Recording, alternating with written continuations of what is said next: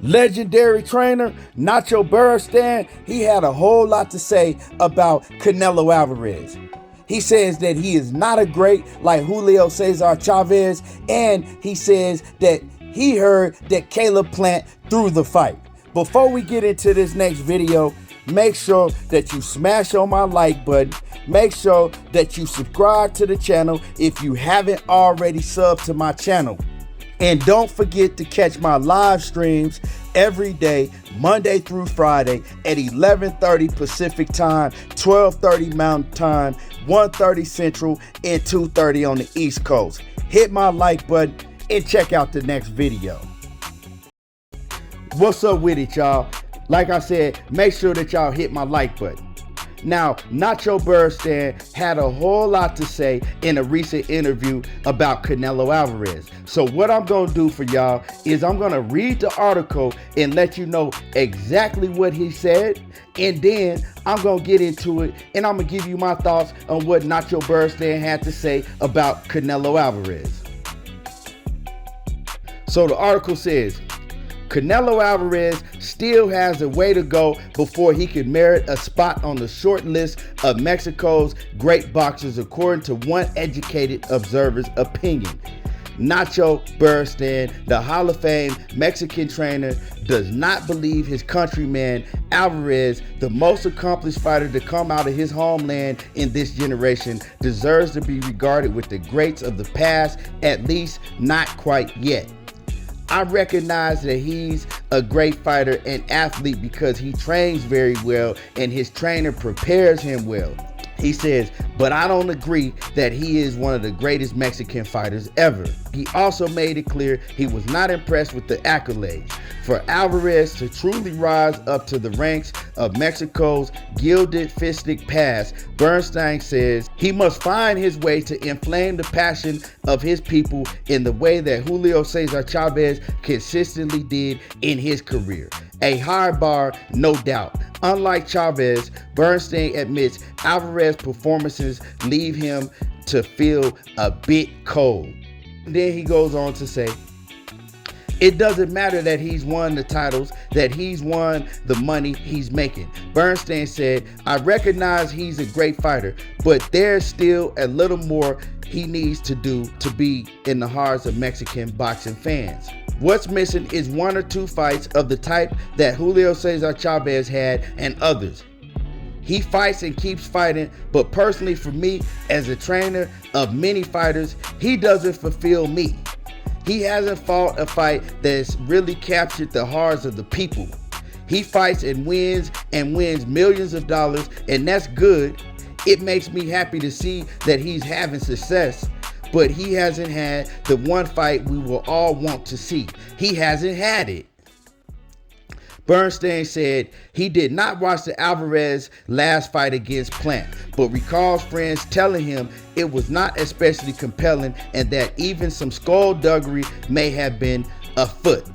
So he's saying that he thinks that it was some funny things going on in the Caleb Plant and Alvarez fight. He goes on to say, I got 3 calls from people saying, and these are badass trainers that said to me, I'm watching this farce of a fight with Canelo. Plant failed without getting hit hard, Beristain said. I didn't see it. I can't give my opinion, but those people said that Plant threw the fight. That makes like 5 fights that leave a lot of doubt because they can fool you or fans, but not me because I've had a shit ton of time watching boxing. I still have hope to see him in a fight where he looks sensational because he wins and looks good, but he doesn't go the extra mile. In addition to Chavez, another fighter whom Beristain believes would behoove Alvarez to model himself after in terms of a ring persona is Manny Pacquiao, a fighter that Beristain went up against multiple times when he was the head trainer of Juan Marquez. Pacquiao now, that's a guy that deserves to be praised the world over because he fought and went through the ringer. He gave exciting fights. Canelo, no, not so much. He wins and knocks people out and they raise his hand and he wins a ton of money. but he is not convincing inside the ring.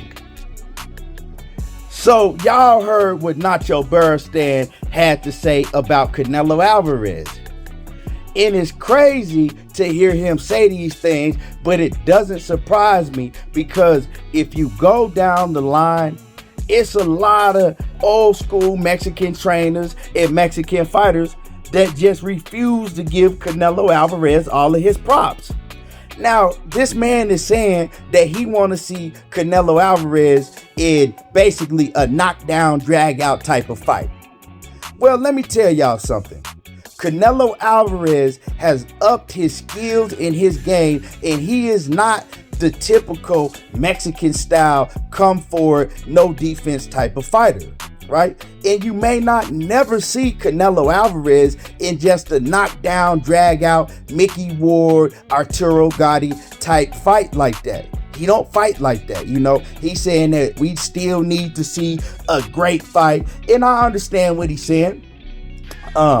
He probably wants to see Canelo in the fight to where he get up off the canvas. He has to fight through adversity. He's bloody and this, and that. But Canelo, he's not that type of fighter. He got certain skills to where, you know, he learned from Floyd Mayweather. We never saw Floyd Mayweather go through a fight like that. We never saw Andre Ward go through a fight like that. We never saw Joe Calzaghe go through a fight like that. And those are all fighters who ended their career undefeated. So you don't have to go through a fight like that to be a great fighter. Certain fighters, like those great fighters that I named, they have skills to where they learn. They don't have to go through fights like that, you know. They've upped their skills and their defense to a whole nother level. When Canelo Alvarez fought Floyd Mayweather, what he did is he showed how smart he was. He was able to take that horrible loss and horrible defeat that he sustained from Floyd Mayweather, and he took Floyd Mayweather's skills that were used against him, and he went to the gym and he studied those skills, and he made them a part of his arsenal. That's a smart fighter, right? And now Canelo Alvarez, his slickness, his defense, along with the other boxing skills that he has, he don't have to go through knockdown, drag out fights like that. He's smart. He's calculated in the ring. You know, he don't get hit a lot. He parries punches. He counters you. He do a lot of things in the ring that where he don't have to go through knockdown, drag out fights like a lot of the other great Mexican fighters like Julio Cesar Chavez did. And you can't fault him for that. And I know the people want to see adversity. The people want to see great knockdown, drag out, toe-to-toe type fights. I know that's what a lot of people want to see. But this is the game of boxing. It's called hit and not be hit.